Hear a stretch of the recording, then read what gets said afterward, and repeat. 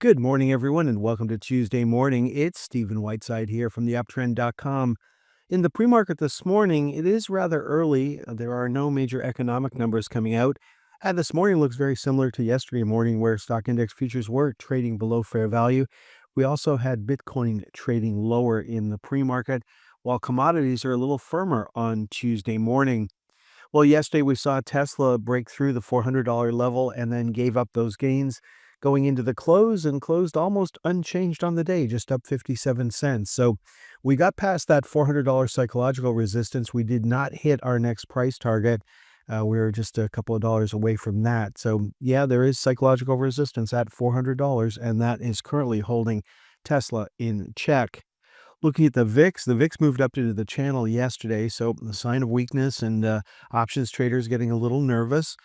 Our attitude on the market would change on Tuesday if the VIX were to close above 1462. Now, there's a VIX for the NASDAQ and a VIX for the Russell 2000. Both of them traded higher yesterday.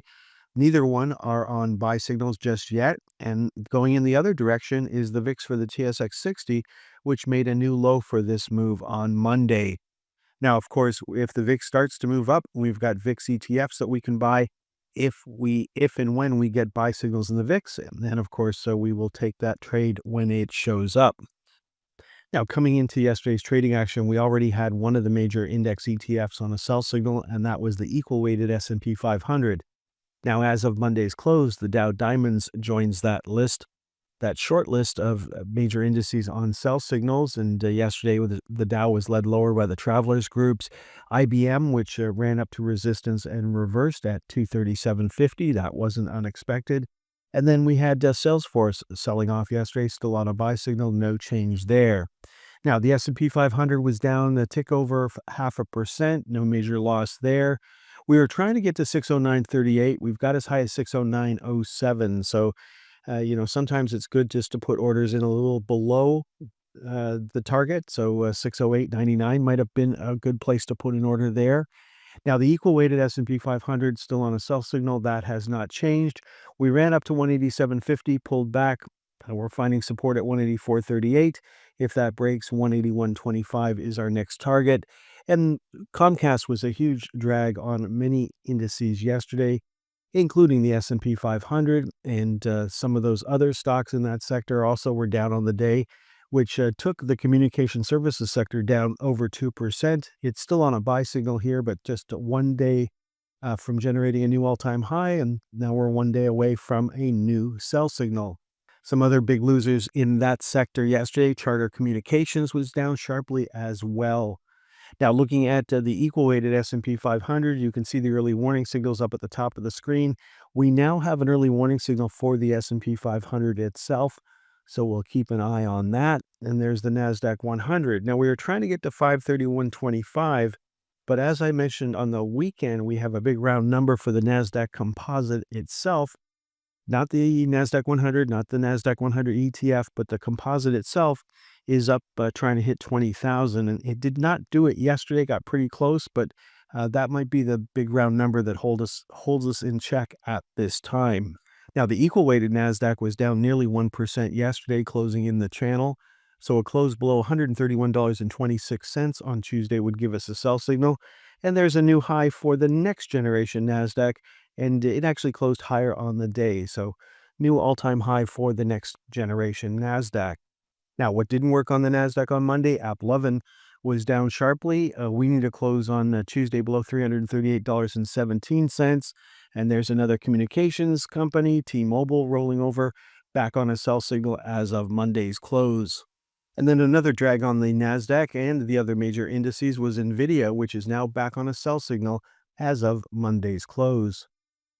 Now, if you check last night's reports, you'll notice that there's a lot of bearish reversal signals and a lot in some of the tech stocks we like to follow. We had a bearish reversal signal for Amazon, for Adobe Systems, for Dropbox, for Mongo, for Supermicro, and for Zscaler, all generating bearish reversal signals, indicating a possible top. For Zscaler, we ran up to 212.50 once again and have reversed. And so if we could take out the high from early November, then 225 would certainly come into play. But having bearish reversal signals, of course, they're one-day events, and we're looking for confirmation on Tuesday with a lower close, or if we take out yesterday's high, then those signals just fade away. Now, moving on to our minion mounties and the Canadian market, the iShares for the TSX 60 still holding up fairly well. Just down a dime on the day on Monday. No early warning signal just yet. We hit 39.06 the other day, which is a daily and a weekly target. And congratulations, you got to lock in some profits. If we can take that out, then 40.63 would be our next weekly target.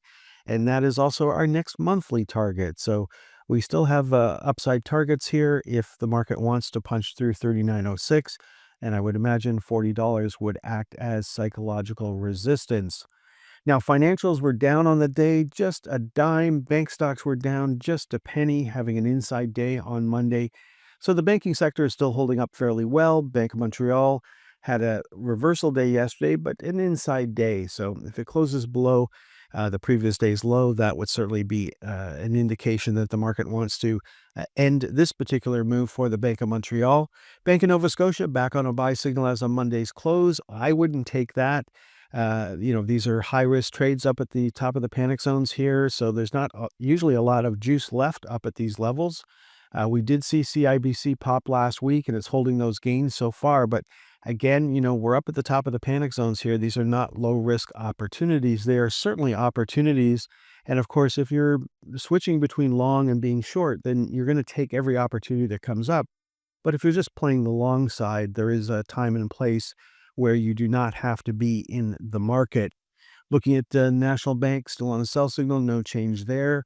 The Royal Bank dipped into the channel once again yesterday. A close below $175.09 on Tuesday would give us a sell signal for the Royal Bank, and absolutely no joy for the TD Bank at this time. Remember, if there isn't a move up here, if we can take out last week's big down day, you can see there's an open gap there. If we can start trading into that gap, remember there's a wall of resistance up at where all the moving averages have converged. Now, some people have asked me why I'm bearish on Bitcoin, and I'm absolutely not bearish on Bitcoin. We've been watching Bitcoin trade up to a big round number.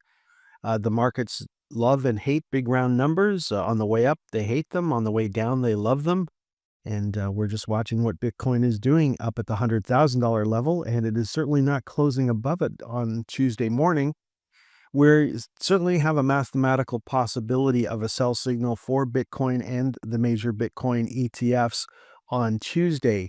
If they roll over as a temporary trade, we'll be going long the bear ETF. Whether you're in Canada or in the US, you can pick one or the other. And we will ride that Bitcoin bear ETF up as long as the market wants to go down. The Bitcoin ETF will go up, and then we'll switch back to being long Bitcoin when a new buy signal is generated in the bull ETFs. Now, looking at Bitcoin related stocks, we've got a couple of sell signals here, but Bitfarms on both sides of the border is still on a buy signal. No change there. No change for Bit Digital. And then we've got Coinbase trading in the channel once again. So a close below $302.76 would give us a sell signal for Coinbase on Tuesday. Galaxy still on a buy signal. No change there. We've got Hive trading down to the lower channel line. So close below $5.63 would give us a new sell signal on Tuesday. There's Hut 8 trading in the channel on both sides of the border. Then we've got Mara back on a sell signal as of Monday's close, and joining MicroStrategy already on a sell signal. So no change in trend for MicroStrategy. Let's finish off this morning's presentation taking a look at commodity ETFs. And we saw copper pop yesterday. It's down in the pre-market this morning, and we did see a pop in copper miners. So they were the big winners yesterday in percentage terms, but I'm not sure that I would chase that. If you're looking at some copper miners as possible opportunities, look and see how they're going to open this morning before running into that trade.